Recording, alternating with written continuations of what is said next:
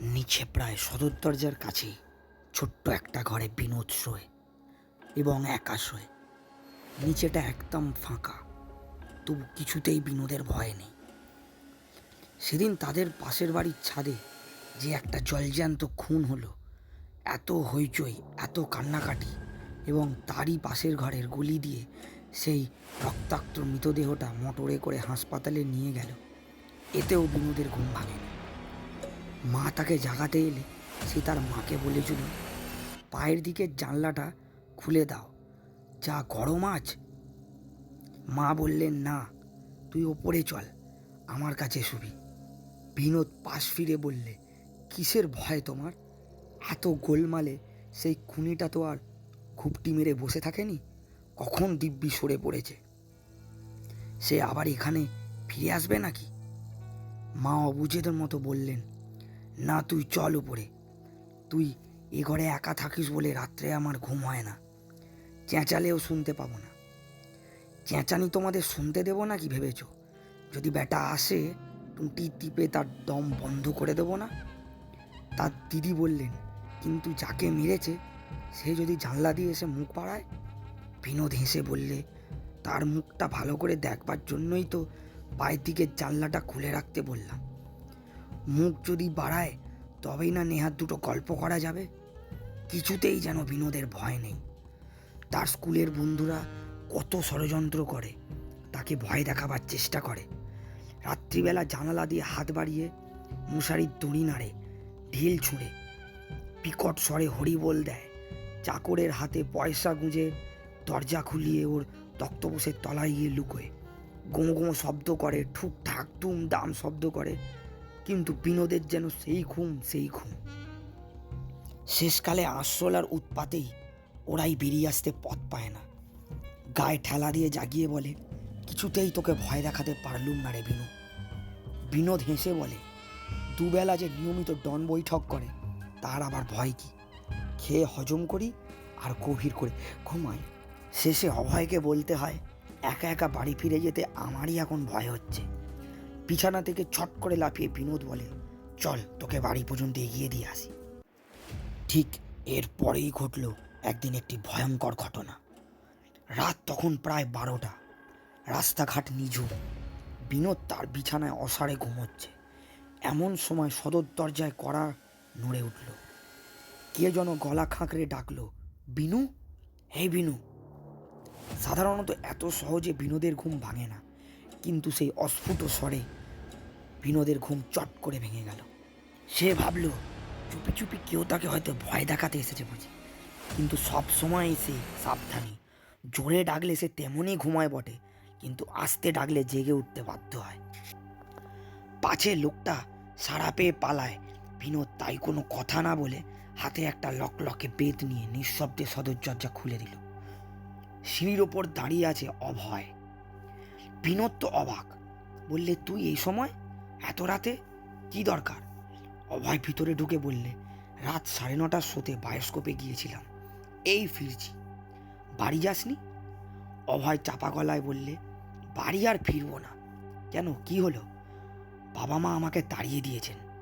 বিনোদ বিস্মিত হয়ে বললে, তাড়িয়ে দিয়েছেন? কেন, কি অপরাধ? অপরাধ আবার কি? ও বাড়িতে আমার আর পোষাবে না। তারপর ঘরের চৌকাঠের দিকে পা বাড়িয়ে বললে, চল, ভিতরে চল, বলছি। ঘরের এক কোণে ক্যানভাসে একটা ইজি চেয়ার, তার ওপর বসে অভয় বললে, তোর এখানে আমি আজ শোবো, দিবি তো শুতে? বিনোদ আলো জ্বালল, বলল, স্বচ্ছন্দে। আলোতে বিনোদ দেখল অভয় অত্যন্ত অদ্ভুত সেজেছে। গায়ে গরদের পাঞ্জাবির দামি শাল, পরনে নীল সিল্কের ধুতি, পায়ে জরির জুতো, হাতের কবজিতে সোনার রিস্টওয়াচ বাঁধা, সারা গায়ে এসেন্দের গন্ধ ভুরভুর করছে, পরিপাটি করে টেরি বাগানো, ডান হাতের আঙুলে হীরের আংটি। বিনোদ বললে, এত সেজে গুজে বেরিয়েছিস? চেহারা দেখো তো ত্যায্যপুত্র হয়েছিস বলে মনে হয় না। অভয় হেসে বললে, বাবা মা বাড়ি থেকে বার করে দিলেন বটে, কিন্তু যতটুকু আমার জিনিস ছিল সব সঙ্গে দিয়ে দিলেন। বললেন, এই নাও তোমার জিনিসপত্র, আর এ মুখো হয়েও না বাছাধন, যেখানে খুশি বেরিয়ে পড়ো। সেই যে জাপানি বাক্সটায় রোজ 2 আনা 4 আনা করে জমাতাম, সেই বাক্স ভেঙে সব খুচরো সিকি আধুলি আমার পকেটে দিয়ে দিয়েছেন। বললেন, যেখানকার খুশি টিকিট কেটে ভেসে পড়ো, তোমার ওই কালো মুখ আমি আর দেখতে চাইনি। বিনোদ অভয়ের মুখের দিকে এক দৃষ্টিতে অনেকক্ষণ চেয়ে রইল। পরে বললে, কিন্তু কি করেছিলি শুনি? বলছি। অভয় হাত বাড়িয়ে বললে, তোর ম্যাপের বইটা দে তো। কি করবি? একটা জায়গা খুঁজে বের করব, খুব দূরে, যেখানে মানুষ সহজে যেতে চায় না। ধর গ্রিনল্যান্ড, বছরে 6টা মাস সেখানে রাত, কঠিন বরফের দেশ, পড়িসনি ভূগোলে? বিনোদ হেসে উঠল, বললে, কিন্তু পকেটে তো মাত্র কয়েকটা খুচরো দেখতে পাচ্ছি, ওই নিয়ে তুই গ্রিনল্যান্ডে যাবি? টেবিলের ওপর ম্যাপটা পড়েছিল, সেটা হাত বাড়িয়ে তুলে নিয়ে অভয় পাটা উল্টোতে লাগলো। বললে, এমন জায়গায় যাব যেখানে যেতে ভাড়া লাগে না। বিনোদ হেসে বললে, আপাতত দেখছি সে তো আমার শোবার ঘর, তুই পাগলামি করিস নে অভয়, চল তোকে বাড়ি রেখে আসি। বাবা বকে থাকেন, এখন নিশ্চয়ই ব্যস্ত হয়ে তোকে খুঁজে বেড়াচ্ছে। অভয় বললে, খোঁজুক গে, কিন্তু একবার যখন বেরিয়েছি আমি আর ফিরব না। জাহাজে করে আমি স্পেনে যাব, সেখান থেকে কলম্বাসের মতো নতুন মহাদেশ আবিষ্কার করতে বেরোবো। জাহাজ না পাই, সঙ্গী না জোটে, তবু আমি পেছোপা হব না। নে আলোটা নেভা, আজ রাতটা এখানেই ঘুমোই। বিনোদ বললে, আমার বিছানায় উঠে আয়, দুজনে খুব ধরবে। অভয় বললে, না না, আমি চিত হয়ে আরাম করে শুতে পারবো না, আমার মেরুদণ্ডে খুব চোট লেগেছে। এই বেশ ঘুমোতে পারবো এখানে, একটা বালিশ এগিয়ে দে দেখি। বলে সে নিজেই আলো নিভিয়ে একটা বালিশ টেনে পিঠের তলায় রেখে আবার বললে, নে এখন তুই শুয়ে পড়, ঢের রাত হয়েছে, কাল ভোরে উঠে চাটা খেতে হবে, কর্তব্য ঠিক করা যাবে। বিনোদ বললে, এমনি তোর ঘুম আসবে হতভাগা, উঠে আয় ওপরে। অন্ধকার অভয় খিলখিল করে হেসে উঠল, বললে, পাগল, ঘুম আসবে নাকি? স্কুলে বেঞ্চির ওপর দাঁড়িয়ে পর্যন্ত ঘুমোই, আর এ তো দিব্যি মোলায়েম একটি চেয়ার, কলম্বাসের মতো 10 জয় বেরোবে। তাকে খালি গায়ে শীতের রাতে শুকনো কাঠের ওপর শুয়ালেও বেমানান দেখাবে না। থাম, তোকে আর বকাবো না, ঘুমো। বিনোদের একটুতেই ঘুম আসে, কিন্তু অনেকক্ষণ চুপ করে চোখ বুজে থেকেও কিছুতেই আজ তার ঘুম এলো না। অভয়ের সঙ্গে আরও খানিকক্ষণ গল্প করা যাক। চোখ না মেলেই ডাকলে, অভয়। অভয়ের কোনো সাড়া নেই, মেরুদণ্ডে চোট পেয়েও ঘুমের তার এক বিন্দু ব্যাঘাট হয়নি। আবার ডাকলে, অভয়। সেই অন্ধকার কালো রাত্রি আর সেই স্থূল নিস্তব্ধতা। বিনোদ লাফিয়ে উঠে বসলো, ঘরে তো কেউ নেই। ম্যাপের খাতাটা মেঝের ওপর উল্টানো, চেয়ারের ওপরে বালিশটা কুঁচকে পড়ে আছে, দরজাটা খোলা। বিনোদ ঘর ছেড়ে সদর দরজার কাছে এলো, সদর দরজার ফাঁকটাও 2 ফাঁক। অভয় আবার কখন দরজা খুলে বাইরে বেরিয়ে গেছে? দুষ্টু ছেলে, তাকে ভয় দেখাবার নতুন ফন্দি করেছে বুঝে।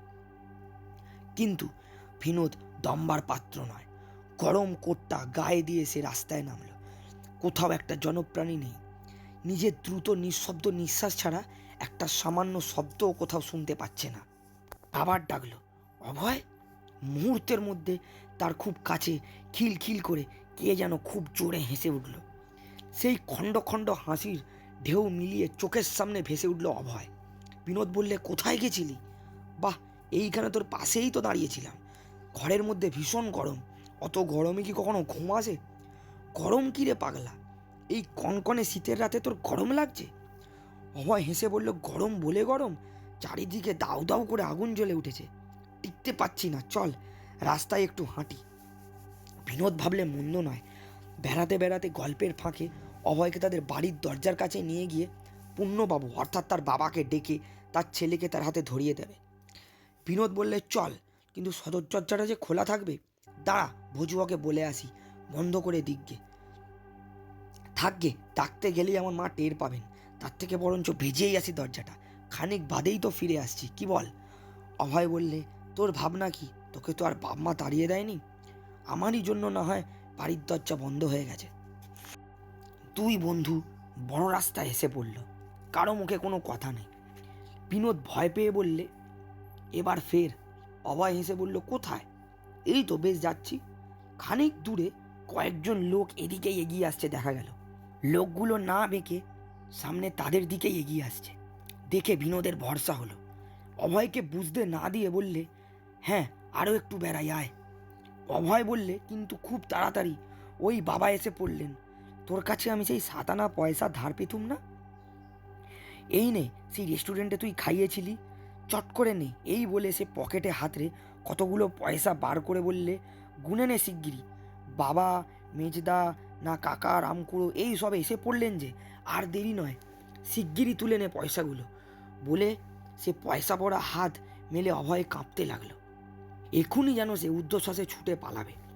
বিনোদ এরই জন্য আগে থেকে প্রস্তুত ছিল। গায়ের জোরে তার সঙ্গে তাদের স্কুলের ছাত্র তো দূরের কথা, মাস্টারমশাইও পেরে ওঠেন না। সে তাড়াতাড়ি অভয়কে দুই হাতে শক্ত করে জাপটে ধরে বললে, কিন্তু কোথায় অভয়? বিনোদের 2 হাত দিয়ে নিজেরই বুকটা জোরে চেপে ধরে নিজের সঙ্গে অকারণ ধস্তাধস্তি করছে। অভয় কোথাও নেই, কখন টুপ করে সরে পড়েছে। নিশ্চয়ই এই পাশের গলি দিয়ে, এখন ছুটলে তাকে ধরা যায়। দেখতে দেখতে পূর্ণবাবু দল বল নিয়ে কাছে এসে পড়লেন। বিনোদ তখন ফুটপাতে দাঁড়িয়ে ঠকঠক করে কাঁপছে। পূর্ণবাবুকে দেখে তার বুকে বল এলো। সে এগিয়ে বললে, আপনার ছেলে অভয়কে খুঁজতে বেরিয়েছেন তো? পূর্ণবাবু তার দিকে ফ্যাল ফ্যাল করে তাকিয়ে রইলেন। বিনোদ বললেন, এই গলি দিয়েই সে পালিয়েছে, আসুন আমার সঙ্গে।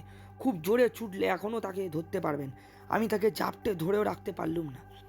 খুব জুৎসুর প্যাঁচ শিখেছে। যাই হোক, আপনারা কেউ ওকে ওদিক দিয়ে ঘুরে যান, আমি এদিক দিয়ে যাচ্ছি। ওইখানে কোথাও লুকিয়ে আছে নিশ্চয়ই। পূর্ণবাবু হঠাৎ তাকে বুকে জড়িয়ে শিশুর মতো ভেউ ভেউ করে কেঁদে ফেললেন। বলে উঠলেন, কই তোমার অভয়? ওই দেখো বলে 4 জনের কাঁধে উত্তোলিত একটা খাটিয়ার পানে ইঙ্গিত করলেন। বিনোদ কিছু বুঝতে পারল না। খাটিয়ার ওপর লম্বালম্বি একটি জিনিস, আগা গোড়া ঢাকা। কে যেন একজন বললে, আজ বিকেলে মোটর চাপা বলে অভয় মারা গেছে। বিনোদ সমস্ত গায়ে একটা ঝাঁকুনি দিয়ে বলল, মিথ্যা কথা! এতক্ষণ আমার সঙ্গে সে গল্প করলো, একসাথে বেড়াতে বেরুলুম, কেন আমায় মিছিমিছি ভয় দেখাচ্ছেন? সে বললে, আপনারা তাকে তাড়িয়ে দিয়েছেন, সে স্পেনে যাচ্ছে, সেখান থেকে জাহাজে করে আমেরিকায়। কত কথা বললে। আমাকে পয়সা দিতে চাইলে ঘরদের পাঞ্জাবির ওপর মেরুন শাল। আসুন না আমার সঙ্গে এই গলিতে, তাকে বার করে দিচ্ছি। পূর্ণবাবুরা এগোতে লাগলেন। বিনোদ হতভম্বের মতো তেমনই দাঁড়িয়ে আছে। ব্যাপারটা সে স্পষ্ট এখনো বুঝতে পারছে না। সে ঘুমিয়ে স্বপ্ন দেখছে নাকি? না তো। রসা রোড রাস্তার পাড়ে ইলেকট্রিক ও অন্যান্য পাড়ে গ্যাস লাইট জ্বলছে। লাঠি হাতে ওই একটা কনস্টেবল দূরে পূর্ণবাবুদের দলে চলেছে শ্মশানের দিকে। পূর্ণবাবু হেঁকে বললেন, তুমি এবার বাড়ি যাও বিনু। বিনোদ তবু নড়ে না, সে ভয়ে জমে গেছে। কেবলই তার মনে হচ্ছে পূর্ণবাবুরা কালীঘাটের দিকে ঘুরে গেলেই পাশের গলি দিয়ে অভয় বেরিয়ে আসবে। অভয় আবার বেরিয়ে আসবে ভাবতে ভাবতে বিনোদ হঠাৎ আর্তস্বরে চেঁচিয়ে উঠল। কিন্তু আবারই তেমনই খিলখিল হাসি, একেবারে তার কাছে রাস্তার উপরে। কিন্তু অভয় কোথাও নেই। একটা ট্যাক্সি চলে যাচ্ছে মাত্র। ট্যাক্সিটা বিনোদ দাঁড় করালো। বাড়ি থেকে অনেক দূরে সে চলে এসেছিল, কিন্তু পায়ে হেঁটে কিছুতেই সে যেতে পারবে না। পেছন থেকে অভয় এসে তার সঙ্গ নেবে, তার কাঁধে হাত রেখে গল্প করতে চাইবে। 7 আনা সে ধরে এনেছিল, এখনও সে ভোলেনি। ট্যাক্সি চেপে বিনোদ বললে, চালাও এলবিন রোড। কিন্তু কিছু দূর থেকেই মনে হলো ট্যাক্সির আগে আগে অভয়ও ছুটছে। কিছুতেই সে বিনোদকে ছেড়ে দেবে না। বিনোদ চেঁচিয়ে উঠল, খুব জোরে চালাও পাইজি। শিখ ড্রাইভার গাড়ি খুব ছুটিয়েছে। অভয় ট্যাক্সির সামনে চলতে পারছে না। হাত দুলো স্পষ্ট করে এগিয়ে বলল, আস্তে। ট্যাক্সি থামলো না, তার গায়ের ওপর হুড়মুড় করে উঠল। বেচারা অভয় দলা পাকিয়ে চাকার তলায় চাপটে গেল। বিনোদ চোখ বন্ধ করে কর্কশ গলায় চিৎকার করে উঠল, গেল গেল গেল, বাঁধো গাড়ি, বাঁধো শিগগিরই বলছি। ড্রাইভার কিছু বুঝতে না পেরে গাড়ি থামিয়ে বলল, ক্যা হুয়া? বিনোদ ঝুঁকে পড়ে গাড়ির তলা দেখতে লাগলো, কিন্তু আশ্চর্য, কোথাও এক বিন্দু রক্ত নেই। অভয় তাড়াতাড়ি উঠে এসে খিলখিল করে হেসে গায়ের ধুলো ছাড়তে ছাড়তে বললে, ভয় কি? আমার কিছুই হয়নি, খালি এই মেরুদণ্ডটায় সামান্য একটু চোট লেগেছে। খুব হাওয়া খেতে বেরিয়েছিলি, যাই হোক। আচ্ছা, গুড নাইট। বিনোদকে বাড়ি ছেড়ে দিল। অভয়কে আর কোনো দিনও দেখা গেল না। আনসলভড 18-এর এই হরর সিরিজের গল্পটি ভালো লেগে থাকলে চ্যানেলটিকে সাবস্ক্রাইব করবেন এবং লাইক, শেয়ার ও কমেন্টের মাধ্যমে ছড়িয়ে দেবেন।